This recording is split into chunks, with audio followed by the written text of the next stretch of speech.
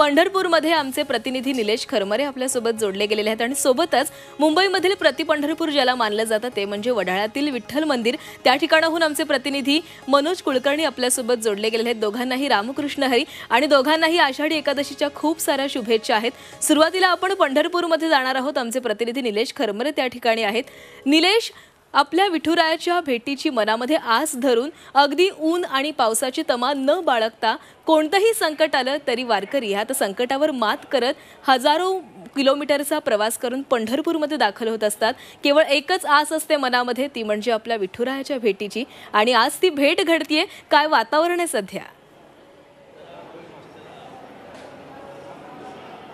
नक्कीच खरं तर सुंदर ते ध्यान विठेवरी उभे अशा शब्दात विठुरायाचं वर्णन करावं लागेल। आणि हेच रूप पाहण्यासाठी आज लाखो भाविक जे आहेत ते पंढरपूरमध्ये दाखल झालेले आहे। आणि मी आत्ता उभा आहे विठ्ठल रुक्मिणी मंदिरात, आणि या ठिकाणी तुम्ही जर पाहिलं तर हा जयघोष आपल्याला ऐकायला येतोय तो खरं ऐकण्यासारखा आहे। आणि संपूर्ण महाराष्ट्र आज हा नाम जो घोष आहे तो ऐकतोय। आणि हेच महत्त्व आहे आजच्या दिवसाचं। आषाढी वारीमध्ये आपण जर बघितलं तर या ठिकाणी आपल्याला जय हरी असेल किंवा रामकृष्ण हरीचा जय घोष पाहायला मिळतो। ज्या मंदिरात मी आत्ता उभा आहे त्या मंदिरामध्ये एक सुंदर अशी रांगोळी काढण्यात आलेली आहे। त्या ठिकाणी मी तुम्हाला दाखवतो। आपण या ठिकाणी पाहतोय की आषाढी वारीनिमित्त या ठिकाणी सुंदर असं विठ्ठलाची रांगोळी या ठिकाणी साकारण्यात आलेली आहे।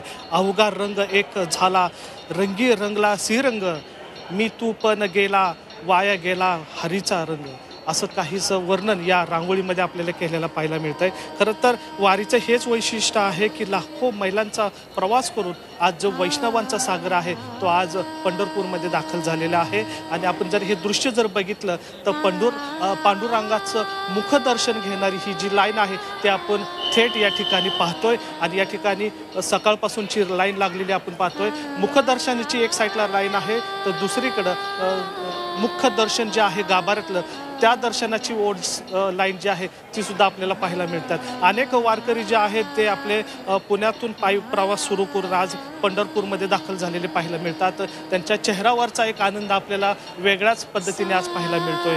आज जर खरं तर बघितलं आषाढी एकादशीचं जे निमित्त आहे ते संपूर्ण महाराष्ट्राला पाहण्यासाठी आजचा दिवस हा आतुरतेचा असतो। आणि अनेक वारकरी जे आहेत ते आपल्याला या ठिकाणी पाहायला मिळतात।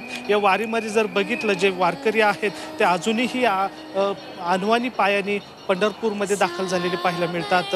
खरं तर 20-22 दिवसांचा प्रवास करून हे वारकरी जे आहेत ते आज पंढरपूरमध्ये दाखल झालेले आहेत। आणि कुठेही थकवा आज त्यांच्या अजून चेहऱ्यावर दिसत नाहीये। आपल्यासोबत वारकरी आहेत। माऊली कुठून आलाय? जालन्यावरून आलाय। जालन्यावरून कसा वाटला प्रवास? एकदम चांगला वाटला ना। नाही पांडुरंगाची कृपा आहे, पाय काय थकणार नाही। काय मागणार पांडुरंग? काय नाही, सुख शांती समाधी बस, काय मागणार आहे बाकीचं? कुठल्या दिंडीमध्ये चालू तर सांगळे महाराजांच्या दिंडीमध्ये आलो होतो। सांगळे महाराजांच्या अनेक वारकरी जे आहेत ते असे या ठिकाणी आलेले आहेत। आणि आपण पाहतोय की नाम जो आहे रामकृष्ण हरीचा जो घोष आहे तो या ठिकाणी आता आपल्याला वाढताना पाहायला मिळतोय। एकूण जर बघितलं तर या ठिकाणी आता वातावरण जे आहे ते पंढरपूरमध्ये जे आहे ते भक्तिमय वातावरण आपल्याला पाहायला मिळतं आहे। अनेक वारकरी जे आहेत ते या ठिकाणी आता दाखल झालेले आहेत। महिला वर्ग या वारीमध्ये मोठ्या प्रमाणात आपल्याला पाहायला मिळतोय। आत्ता जर ह्या ठिकाणचं जर वातावरण बघितलं तर विठ्ठलमय वातावरण पाहायला मिळतंय। आणि दृश्यांमध्ये तुम्हाला दाखवतो की या ठिकाणी विठ्ठलाचं मुखदर्शनाचा जो मुख्य दरवाजा आहे तो या ठिकाणी आता वारकऱ्यांच्या लाईन लागलेली आपल्याला मोठ्या प्रमाणात पाहायला मिळते। त्याचबरोबर मंदिराची सजावट सुद्धा या ठिकाणी आपल्याला सुंदर पाहायला मिळत आहे।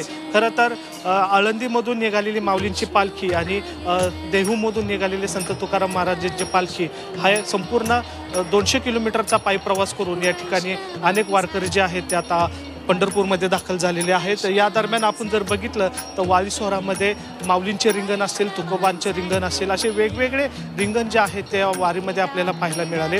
आणि खरं हीच महाराष्ट्राची संस्कृती आहे, हाच महाराष्ट्राचा धर्म आहे जो आपल्याला या ठिकाणी वारी सोहळ्यामध्ये पाहायला मिळतो। जगामध्ये वारकरी संप्रदाय जो आहे तो फार महत्त्वाचा आणि मोठा मानला जातो। आणि त्याचंच हे उदाहरण आपण पाहतोय की अनेक वारकरी जे आहेत ते आता पंढरपूरमध्ये दाखल झालेले आहेत। हे दृश्यांमध्ये जर आपण पाहत असो तर हे विठ्ठल रुक्मिणीचं महत्त्वाचं आणि मेन मंदिर आहे। या मंदिरातला हा सभामंडप आहे। या सभामंडपामध्ये हे वारकरी जे आहेत ते आता दाखल झालेले आपल्याला पाहायला मिळतात.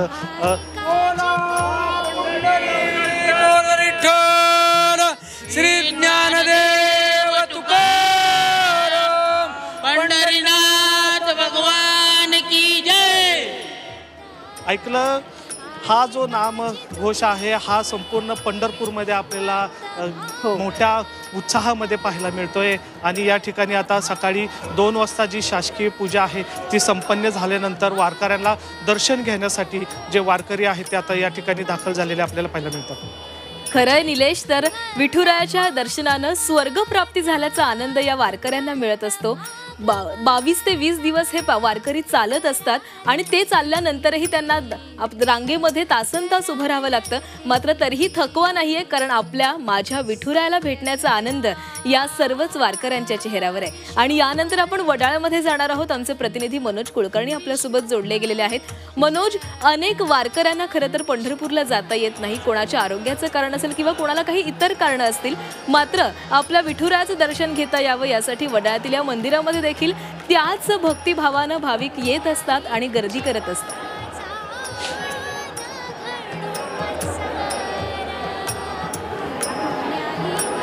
पंढरीशी सुख वाटे जीवा, आनंदे निधान अवघाती, या उक्तीप्रमाणे या ठिकाणी वडाळा या ठिकाणी मोठ्या प्रमाणात जे भक्त लोक आहेत ते आपल्या पांडुरंगाचं दर्शन घेण्यासाठी आलेले आहेत. वडाळ्याचं हे जे विठ्ठल मंदिर आहे ते प्रति पंढरपूर म्हणून ओळखलं जातं. आणि फक्त मुंबईतलेच नाही तर मुंबईच्या आसपासचे बहुतांश लोक जे आहेत ते माऊलीच्या दर्शनासाठी या ठिकाणी येत असतात, विठ्ठलाच्या दर्शनासाठी येत असतात. आणि आज सकाळपासूनच या ठिकाणी मोठी रांग लागल्याचं पाहायला मिळते आहे. आपल्यासोबत काही भक्त मंडळी आहेत, माऊली आहेत.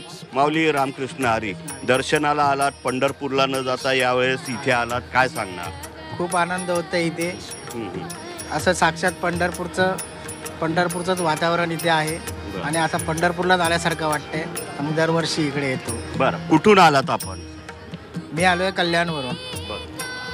कल्याणवरून या ठिकाणी आलेले आहेत. म्हणजे वडाळ्याचं जे विठ्ठल मंदिर आहे त्या विठ्ठल मंदिराची 400 वर्षाची परंपरा आहे. आणि या ठिकाणी दरवर्षी आषाढी एकादशी असो किंवा कार्तिकी एकादशी असो मोठ्या प्रमाणात भाविक येत असतात. आपल्यासोबत अजून काही भाविक आहेत.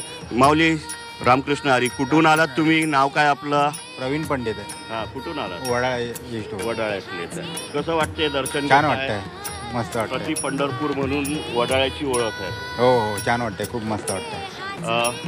माऊली, तुम्ही कुठून आलात? वडाळ्यावरून. बरं, कसं वाटतंय दर्शन खूप घेताय? छान, खूप सकाळीच मोठी लाईन आहे. हो, हो. पंढरपूरला मोठ्या प्रमाणात गर्दी झालेली आहे. इथे आहे गर्दी. खूप छान वाटते.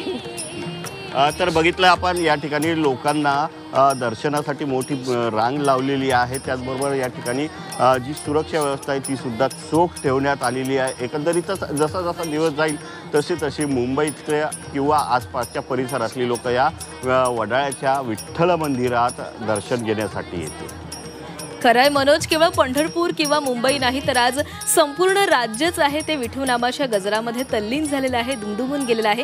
तुम्हा दोघांचेही खूप खूप धन्यवाद. तुम्ही या वारकऱ्यांच्या भावना आपल्या प्रेक्षकांपर्यंत पोहोचवल्या.